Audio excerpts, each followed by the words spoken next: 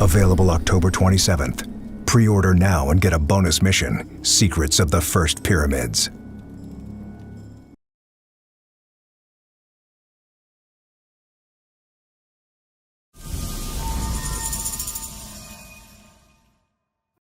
We are the first. The first to see the gods. The first to tame their beasts.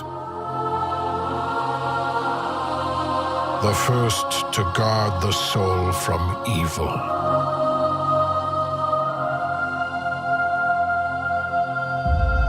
We conquered this land and built an empire.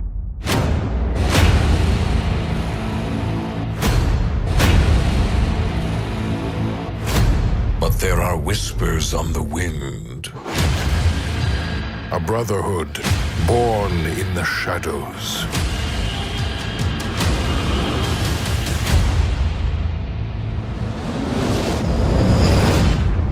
They are the first to call themselves the Assassins.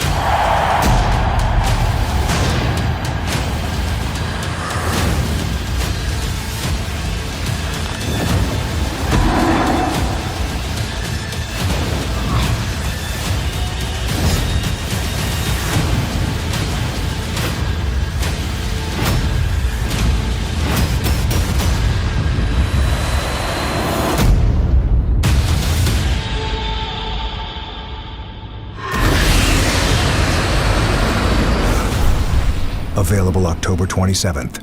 Pre-order now and get a bonus mission, Secrets of the First Pyramids.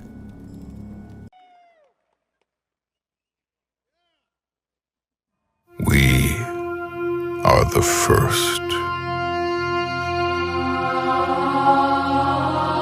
The first to see the gods. The first to tame their beasts. The first to guard the soul from evil.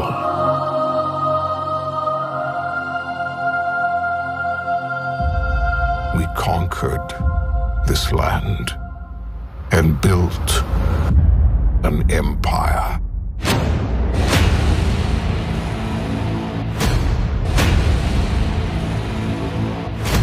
But there are whispers on the wind. A brotherhood born in the shadows.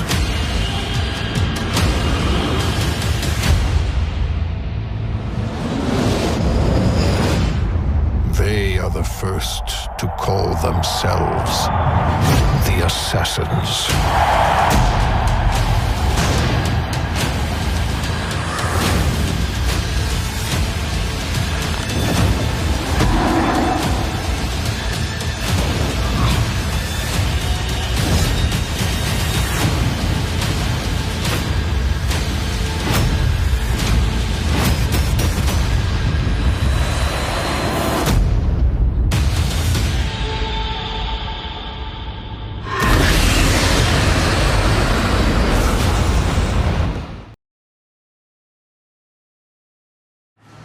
Assassin's Creed Origins has been officially announced, and I'm guessing you want more details?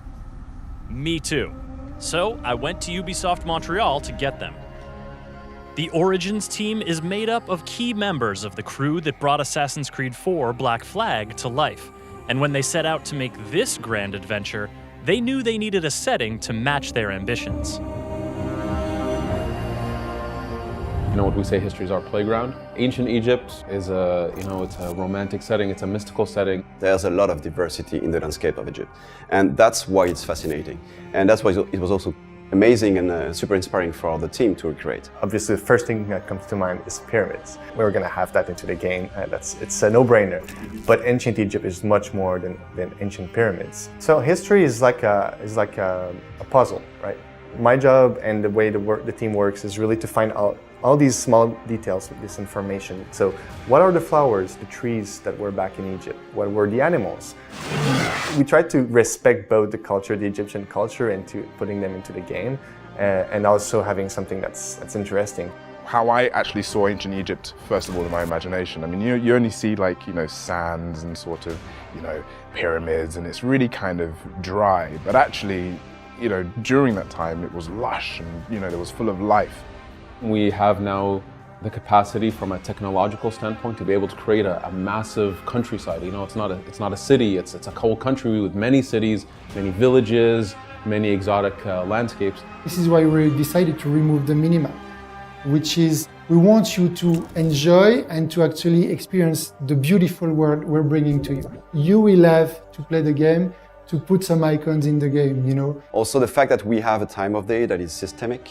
We made sure that every single moment in the time of day is almost like a painting, That's not something that is done, it's not automatic, it's really crafted. The world has never been so alive and so lush and so interesting. And I hope players will have a lot of hours of fun into Egypt with us.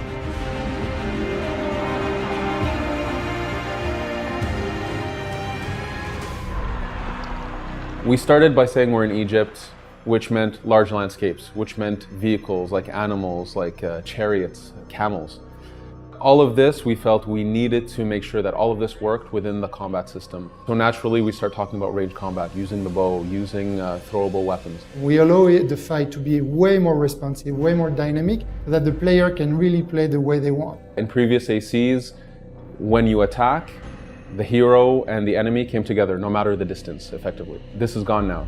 Now, all of a sudden, you're spacing in the fight. How many enemies you're fighting, where are they, matters. If you swing in open air, you can. And you could screw yourself over by doing that. In melee combat, we have a lot of different types of weapons. We've got maces, swords, axes, shields. The reach of your weapon matters. The stats of your weapon matter. So you have to really judge your position in the fight, mixed in with the length of your weapon, the speed of your weapon, the positions of the enemies. And in range combat, we have different types of bows. So we have, the most famous one is probably the Predator bow, which is the equivalent of a sniping rifle. We got a bow that has a super high rate of fire. And we have a bow that is the equivalent of a shotgun that shoots 5 arrows at the same time. We have many types of enemies with their own weapon loadout. Their weapon loadout dictates the way they fight. So players will have to learn how does the enemy with the spear and the shield work versus the guy with the huge mace. And reading their behavior in the fight, then asking themselves, what am I comfortable using against these types of enemies in this situation? So it's a much different system than we've had in the past, but it's afforded us really brand new experiences for players that I'm excited for people to try and play and give us feedback on it. Really, you cater your play style to what you like based on how you level up in the skill trees. And that's something we want to also visualize and show on the player. So it's not only something that we play in the stats, but it's also something you will see on the character. We give players many avenues within the crafting system, within the inventory system, within the skills. So a concrete output of this means that you cannot assassinate anybody in the game with one shot. If you dedicate yourself to crafting your hidden blade, to increasing the damage that it can do, you might be able to get there. But you have to dedicate yourself to it. Now going more action RPG, forced us to say, no, you have to deal with the challenges of the game, the levels of the enemies, and you can be that super stealthy assassin, but dedicate yourself to it. Now, because we have levels, we have RPG mechanics, it's afforded us to be able to do epic bosses. So in the main story of the game, but also in the world where we know some players, if they're really comfortable with the challenge of the fight, they can go and push themselves to fight the most ultimate bosses.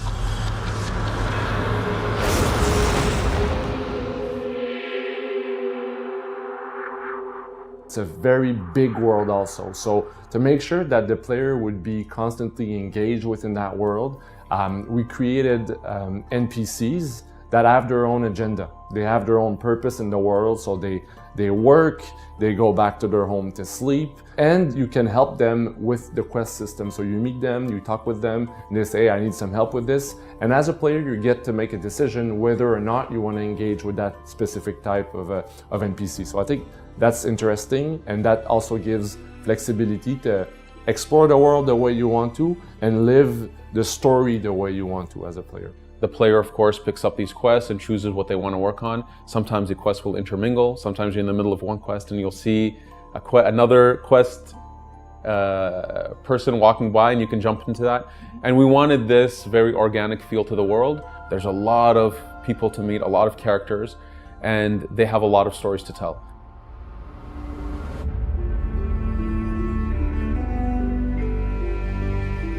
It's not only an origin story, it's also witnessing key moments of the franchise and the reasons why decisions were made. Was it just someone decided, I'm going to put on a hood? No, there's stories behind all of this, and these are the experiences that you explore in the game. So for sure, Eagle Vision is one more of those elements where, why is it called Eagle Vision and where did it really come from? Bayek has also this connection, this very special connection with the eagle Senu, that he can use, to really scout and plan ahead, So with your eagle, you'll be able to spot, what the challenge is about, seeing the level, the number of enemies. In this exact setting was also the perfect moment and the perfect, actually, world and culture and mythology to see, to witness the birth of the Brotherhood. I mean, it's so much fun, man. It's so great. Like, it's so cool, and it's an honor, But telling an origin story, you get to put some pieces of the puzzles together and explain a little bit more to the player. So that's really cool.